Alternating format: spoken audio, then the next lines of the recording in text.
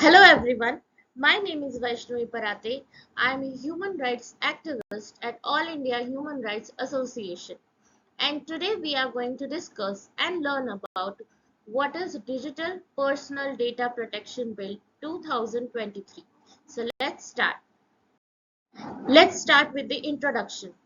On 11 August 2023, the President of India formally enacted the Digital Personal Data Protection Bill following its approval from both houses of the Indian Parliament. This enactment established a dedicated legal framework in India, marking a significant milestone in India's first ever Privacy Act aimed at safeguarding citizens' data. It spotlights the importance of the Data Protection Board of India, its key provisions, and the rights and duties of organizations and individuals. Now let's see highlights of the bill. In this fast-paced digital landscape, the Digital Personal Data Protection Act of 2023 is a momentous stride in safeguarding individual privacy rights and promoting responsible data management practices. This groundbreaking legislation acknowledges the ever-growing significance of personal data protection and aims to strike a delicate balance between individual rights and an organization's legitimate data processing needs. Moving further, let's see key features of the bill. The bill will apply to the processing of digital personal data within India where such data is collected online or collected offline and is digitized. It will also apply to such processing outside India if it is for offering goods or services in India. Personal data may be processed only for a lawful purpose upon consent of an individual. Consent may not be required for specified legitimate uses, such as the voluntary sharing of data by the individual or processing by the state for permits, licenses, benefits, and services.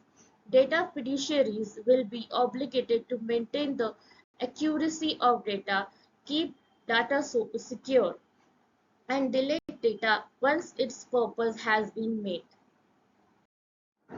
The bill grants certain rights to individuals, including the right to obtain information, seek correction, and erasure and grievance redressal.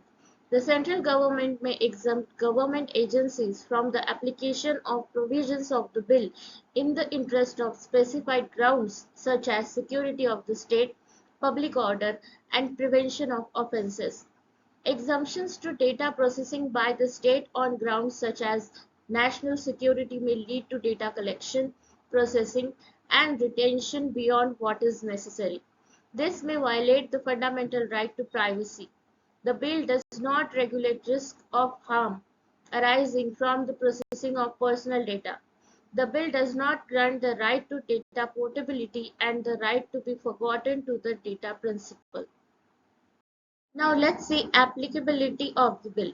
The bill applies to the processing of digital personal data within India where such data is collected online or collected offline and is digitized. It will also apply to the processing of personal data outside India if it is for offering goods or services in India. Personal data is defined as any data about any individual who is identifiable by or in relation to such data.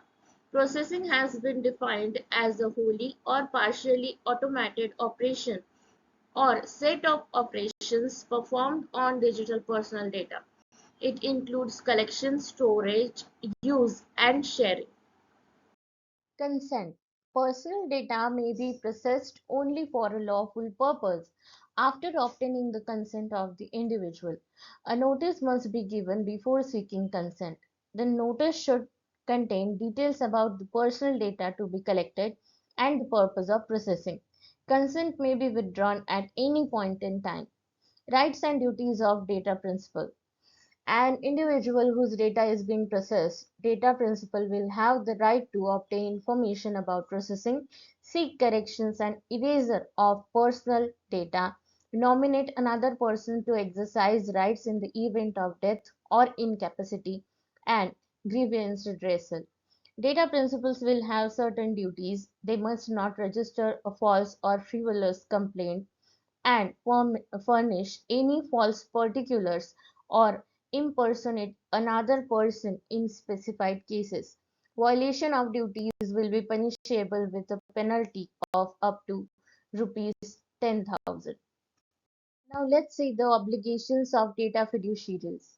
The entity determining the purpose and means of processing data fiduciary must make reasonable efforts to ensure the accuracy and completeness of data, build reasonable security safeguards to prevent a data breach, inform the Data Protection Board of India and affected persons in the event of breach, and erase personal data as soon as the purpose has been made and retention is not necessary for legal purpose. In the case of government entities, storage limitation and the right of the data principal to erasure will not apply. See the exemptions. Rights of the data principal and obligations of data fiduciaries, except data security, will not apply in specified cases. These include prevention and investigation of offences, enforcement of legal rights or claims. The central government may by notification exempt certain activities from the application of the bill. These include processing by government entities in the interest of the security of the state and public order, and research, archiving, or statistical purpose. Data Protection Board of India. The central government will establish the Data Protection Board of India.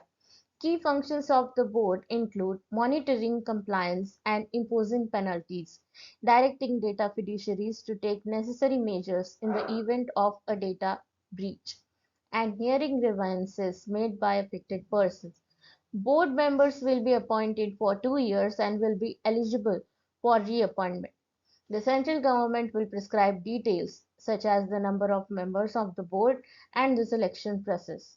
Appeals against the decision of the board will lie with TDSAT. Penalties. The schedule to the bill specifies penalties for various offences such as up to rupees 200 crores for non-fulfillment of obligations for children and rupees 250 crores for failure to take security measures to prevent data breaches. Penalty will be imposed by the board after conducting an inquiry.